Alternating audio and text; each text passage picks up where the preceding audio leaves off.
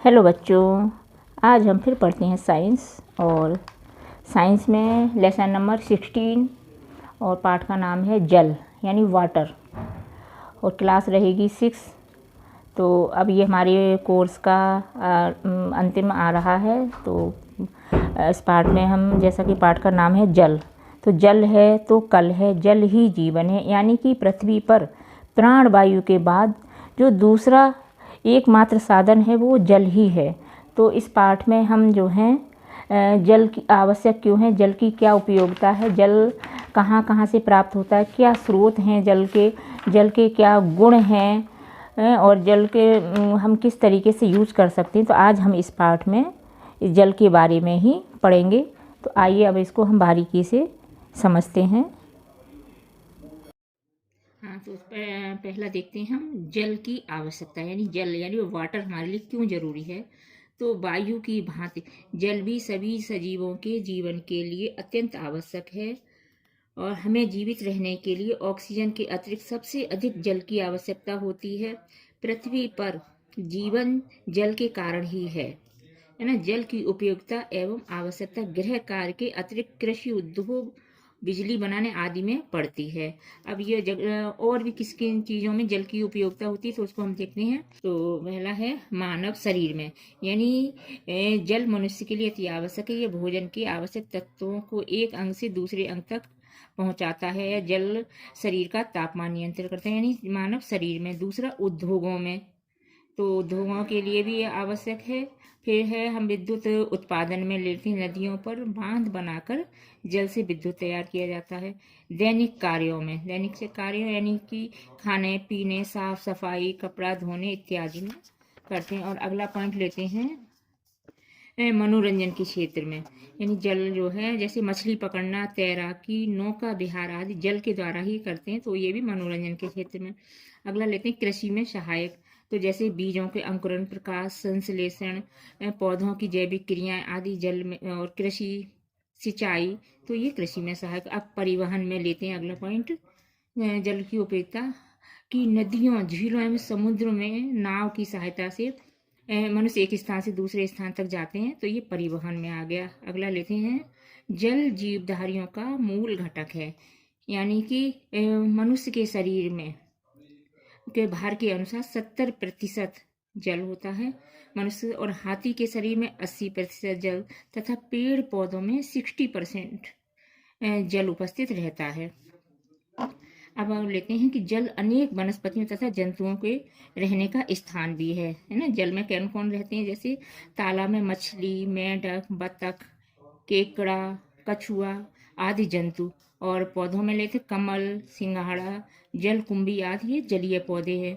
इसी प्रकार नदियों में मगरमच्छ, घड़ियाल, समुद्र में व्हेल, सील, डॉल्फिन आदि बड़े जंतु तथा विभिन्न प्रकार के जलीय पौधे भी पाए जाते हैं।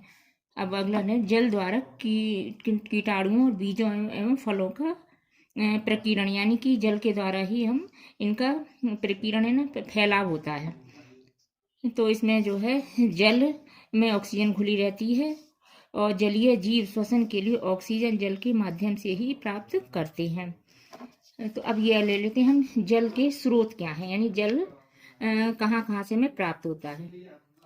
तो नदी, ताल तो ये जो है जल स्रोत है। नदी, तालाब, झरना, वर्षा, पर्वतों पर जमी बर्फ तथा भूमिगत जल आदि जल के प्राकृतिक स्रोत हैं। कुआं, नलकूप तथा हैंडपंप द्वारा हम भूमिगत जल प्राप्त कर सकते हैं।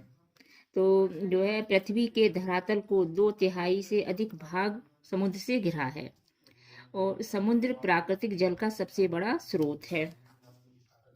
ठंडे क्षेत्रों में जल बर्फ के रूप में प्रचुर मात्रा में पाया जाता है। तो वायुमंडल में भी जल कोहरा, बादल तथा जलवाष्प के रूप में उपस्थित है ना। अब ये जो है स्रोत हैं, जल के स्रोत है समुद्र, झील, नदी, तालाब, भूमिगत जल तथा वर्षा जल के मुख्य स्रोत हैं। तो अवस्थाएं, जल के भौतिक गुण और अवस्थाएं क्या क्या हैं कि जल रंगहीन, गंधहीन, स्वादहीन तथा पारदर्शी होता है। ठंडा या गर्म करने पर जल किस रूप में परिवर्तित हो जाता है ना। तो जल को 0 डिग्री सेंटीग्रेड पर ठंडा करने पर यह बर्फ में तथा गर्म करने पर यह वाष्प में बदल जाता है।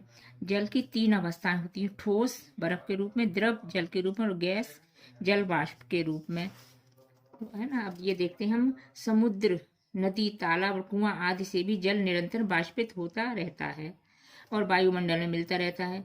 जल युक्त सभी वस्तुओं का जल हर समय हर ताप पर वाष्पित होता रहता है। इस क्रिया को हम वाष्पन कहते हैं। अब अगली क्रिया देखते हैं, संघनन किसे कहते हैं। तो एल्यूमिनियम की एक केतली में पानी लेकर उबालें। क्या दिखाई देता है कि केतली की टोंटी से भाप निकलती हुई दिखाई देती है। अब एक प्लेट को टोंटी से निकलती भाप के सामने ले जाएं तो भाप संघनित होकर प्लेट पर जल की बूंदों के रूप में दिखाई देती है। इस क्रिया को हम संघनन कहते हैं, जैसे ये चित्र में यहाँ पर है।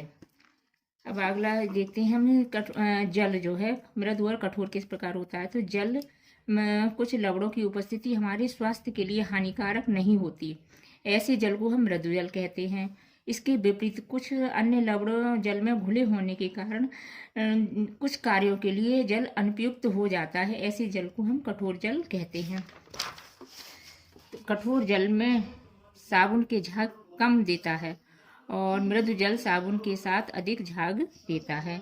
अब हम देखते हैं क्लोरोनीकरण क्या है, किसे कहते हैं। तो क्षनित जल में उपस्थित कीटाणुओं को नष्ट करने के लिए ब्लीचिंग पाउडर, CaOCl2, कैल्शियम और क्लोराइड तथा क्लोरीन गैस प्रवाहित की जाती है। क्लोरीन जल में उपस्थित कीटाणुओं को नष्ट कर देती है। इस प्रक्रिया को क्लोरोनीकरण कहते हैं। तो ये जो है एक यंत्र है जो घर में उबालकर जल को शुद्ध किया जाता है। तो ये जल शोधन यंत्र है। तो अब आप इस पाठ के हम अभ्यास कार्य को करते हैं। पहला सही विकल्प छांटने हमें। पृथ्वी का कितना भाग जल से घिरा है। तो पहला इसमें सही है, लगभग 2/3। तो अब देखते हैं प्राकृतिक जल का शुद्धतम रूप क्या है। तो इसमें पहला सही है, वर्षा का जल। गा है, शुद्ध जल होता है। तो इसमें चौथा सही है, रंगहीन, गंधहीन, स्वादहीन तथा पारदर्शी। अब घा लेते हैं, जल घोल सकता है। इसमें है दूसरा सही है, ठोस, द्रव एवं गैस। अब अणा लेते हैं, जल के तल छटीकरण हेतु उपयोग किया जाता है। पहला सही है, ब्लीचिंग पाउडर।